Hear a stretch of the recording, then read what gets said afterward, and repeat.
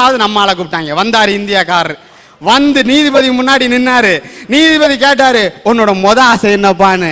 அவர் சொன்னாரு, சீசன் மாம்பழம் ஒரு கூட நிறைய வேணும்னு. அது அக்டோபர் மாசம். மே மாசம் தான் சீசன் மாம்பழம். அவர் சொன்னாரு 6 மாசம் கிடைக்கப்பா அப்படின்னு. நீதிபதி அவர் சொன்னாரு, ஒன்னும் அவசரம் இல்லை, ஒன்னு அவசரமே இல்ல, உங்களுக்கு எப்போ வசதியோ அப்ப வாங்கி கொடுங்க. என்ன 6 மாசம் கழிச்சாலும் சரி, 6 வருஷம் கழிச்சாலும் சரி, வேண்டியது மாம்பழம். மாம்பழம் வாங்கி கொடுத்துட்டாங்க. 2வது கூட்டிட்டு வந்தாரு. 2வது ஆசை என்னன்னு கேட்டாரு, உச்சி குளிர்ல ஊட்டிக்கு ஒரு உல்லாச பயணம் போகணும்னாரு. மே மாசம் எங்கயா உச்சி குளிர் இருக்கும், அதுக்கு இன்னும் 6 மாசம் இருக்கு, ஒன்னும் அவசரம் இல்லை, உங்களுக்கு எப்ப முடியுமோ அப்ப கூட்டிட்டு போனா போதும்னாரு. 6 மாசம் விட்டாரா. 3வது கூட்டிட்டு வந்தாங்க. உன்னோட இந்த தடவை முடிவு பண்ணிட்டாங்க. முதல்ல முடிவு பண்ணிட்டாங்க.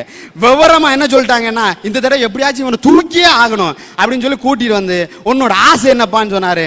நேர நீதிபதியை பார்த்தான். ஐயா, என் கண்கண்ட தெய்வமே நீங்க தான், எங்களுக்கு என்ன வேணும்னு கேட்டாலும் சரிங்க, உங்க சமாதி பக்கத்துல என்ன புதைச்சிருங்கன்றான்.